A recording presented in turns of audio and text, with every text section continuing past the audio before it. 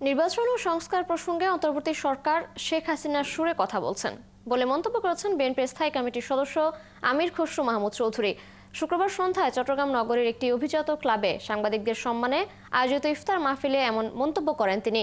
এ সময় আমির খসরু আরও বলেন, একটি সুষ্ঠু নির্বাচনই জনগণের একমাত্র মুক্তির পথ, কিন্তু সংস্কারের নামে তা দীর্ঘায়িত করা হচ্ছে।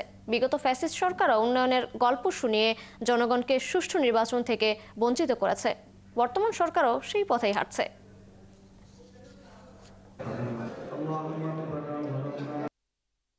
আবার মনে হচ্ছে এরকম একটা সুর কেন জানি বাজতে শুরু করেছে যে আমরা এইটা সেটা করছি, আমরা না চলে গেলে রাজনীতিবিদরা এই কাজগুলো করবে না, এগুলো পরিপূর্ণভাবে শেষ করতে হবে।